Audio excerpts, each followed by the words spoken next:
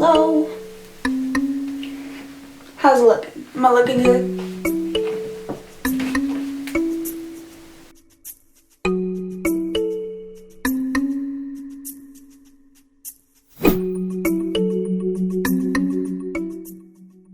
This is gonna have to work. Hi everyone! Welcome to my channel. Thanks for joining me today. Today we're going to be talking about the mystery of the Black Dahlia. So this mystery is still unsolved to this day, which is crazy because it happened in 1947, which was a really long time ago. I have always been super fascinated by this case because of that. I love unsolved cases. I just like to think about them and the theories behind them and what could have happened. So this story begins with Elizabeth Short. She was born July 29th, 1924. She was born in Boston and she was the third of 5 daughters, which is crazy. And when she was young, her family moved around a lot.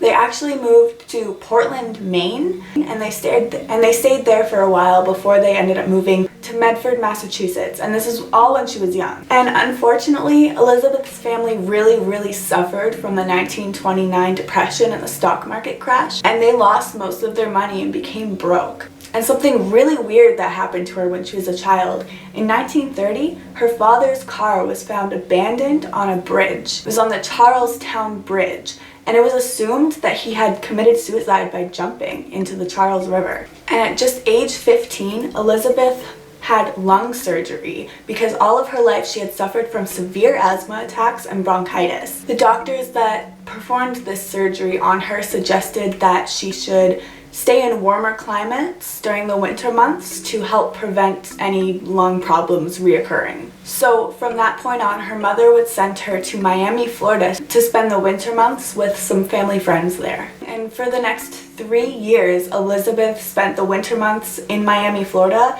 and would spend the rest of the time with her family in Medford. And eventually, Elizabeth ended up dropping out of high school just in her sophomore year. And amazingly, in late 1942, Elizabeth's mother received an apology letter from her thought-to-be deceased husband, and he revealed in this letter that he was actually, in fact, alive, and he had started a new life in California.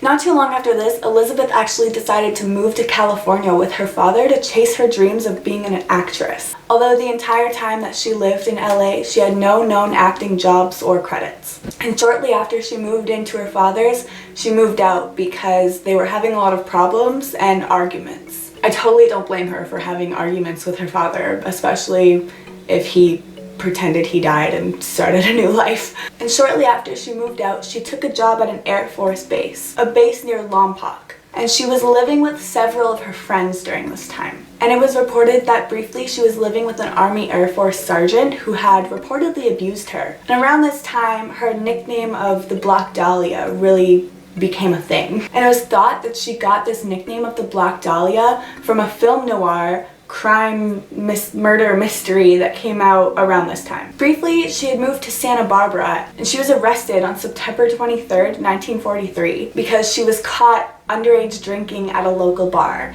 And at this time she was taken in for mugshots. These mugshots that she had taken were just strikingly beautiful. Like, you look at them and she could be a model in these pictures. And after she had been arrested, the juvenile authorities wanted to send her back to Medford with her family, but she went to Florida instead. And while in Florida, Elizabeth met Major Matthew Michael Gordon, Jr. And he was an Army Air Force officer who was training for deployment in World War II.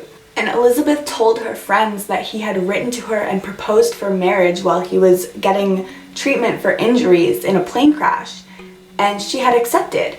But Gordon ended up dying in a second plane crash on August the 10th, just less than a week before the surrender of Japan ended the World War. After this, Elizabeth spent the last 6 months of her life in Southern California. She had been working as a waitress and rented an apartment behind a nightclub on Hollywood Boulevard, leading up to the murder. On January 9th, 1947, Elizabeth returned to her home in Los Angeles. She had just been on a brief trip to San Diego with a man she had been dating who was named Robert "Red" Manley. He was a 25-year-old married salesman at the time. Red stated that he dropped Elizabeth off at the Biltmore Hotel in downtown Los Angeles. He claimed Elizabeth told him that she was to meet her sister there, and the staff at the Biltmore Hotel recalled Elizabeth using the lobby telephone. But shortly after that, Elizabeth was seen at the Crown Grill Cocktail Lounge, which was not far from the Biltmore Hotel. And that's all that we know about what happened to Elizabeth or where she was leading up to the discovery of her body. And on the morning of January 15th, 1947, a mother was walking her child in a Los Angeles neighborhood when she stumbled upon what she thought was a mannequin. But it was not a mannequin. Just a few feet from the sidewalk was Elizabeth Short's naked body. When the woman realized that she was looking at a corpse, she ran to the nearest house and called 911. Elizabeth's body was completely white and drained of blood. She had been severely mutilated and completely severed in half at the waist. The medical examiners determined that she had been dead for around 10 hours before her body was discovered. So that makes her time of death the night of January 14th or the morning of January 15th. Elizabeth's body had been completely washed with gasoline to get rid of all the fingerprints. And her face was slashed from ear to ear in what's called the Glasgow smile. She had several very clean cuts all over her body, and in some places chunks of flesh were even taken out. The lower half of her body was about a foot to the right from the upper half of her body, and her intestines were tucked beneath her. Her body had been posed with her eyes open and her hands over her head, and her elbows were both bent at right angles. Her legs were spread apart. It didn't take long before a crowd of people realized what was happening, and a reporter named Aggie Underwood was one of the first people to arrive and take pictures, and you can still find these pictures online. They're very, very gruesome though. The autopsy was performed on January 16th, 1947 by the Los Angeles County Coroner. There were ligature marks on her wrists, neck, and ankles, and it had been found that her body was sliced in half using a medical technique called a hemicorpicotomy. I'm pretty sure I said that right. I hope I did. And this is a extremely difficult medical procedure in which you have to slice the body completely in half. It's the only way to slice a body completely in half, but it's directly underneath one of the third lumbar vertebrae, and you have to be very careful and trained to complete this procedure. The coroner also noted that there was very little bruising around the incision line, meaning that the person who did this was probably medically trained. Her skull was not fractured, but there was bruising on her head consistent with being hit in the head. And the official cause of her death was shock from the cuts on her face and the blows to her head. I can't even imagine what that would be like. Immediately after Elizabeth was identified, local media called her mother in Boston, and they actually told her at first that Elizabeth had won a beauty contest. It was only after they had pried as many personal details from her mother as they possibly could that they told her that her daughter had been murdered, which, what a horrible way to find out. I mean, the same media outlet that had called her mother offered to fly her to LA and pay for all her accommodations if she would help with the police investigation. But that was just another ploy from the newspaper, as they ended up keeping her away from the police to protect their scoop. The media started nicknaming her the Black Dahlia all over the newspapers, and they were describing her as an adventuress who prowled Hollywood Boulevard. And one publication even said that the murder was a sex fiend slaying. 9 days after Elizabeth's body had originally been found, an envelope was mailed to the LA coroner's office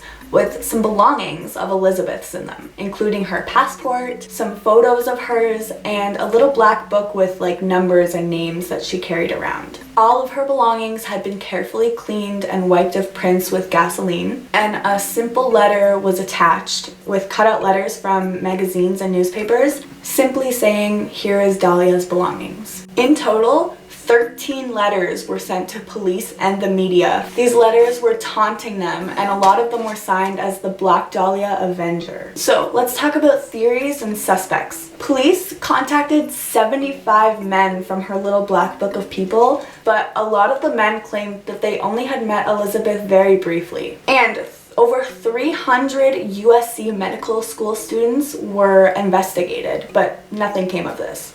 The first one is the mystery man. A detective on the case named Ralph Asdell claimed that he received multiple tips and descriptions of a man who was seen standing around the crime scene of where Elizabeth's body was found. Some other people also told him that there had been a strange car driving around the neighborhood. Detective Ralph Asdell said he quickly found the man and the car. The car that he found matched the description, and the man that he found matched the description. But unfortunately, the evidence was only situational and there was no hard evidence, so he couldn't confront the man. But for a very long time, even in the 90s when he was interviewed, he claimed that this man was the man who murdered the Black Dahlia. The second suspect is Red Manley, the man who was last seen with Elizabeth. He had only started seeing Elizabeth a month before her body was found, and he was the very last person to see Elizabeth alive, just 6 days before her body was discovered.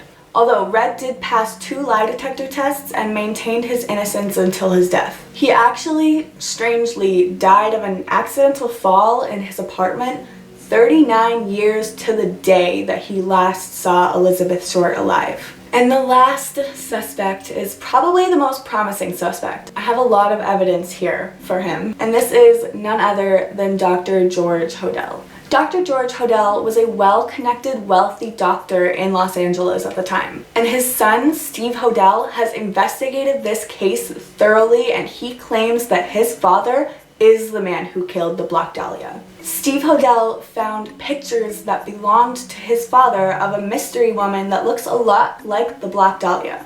He proposes that his father and Elizabeth had a secret relationship before she died. And George Hodel had been spotted in downtown LA with Elizabeth Short before her death. Not to mention, Dr. Hodel is a doctor, and he would have the medical know-how to complete the hemicorapicotomy.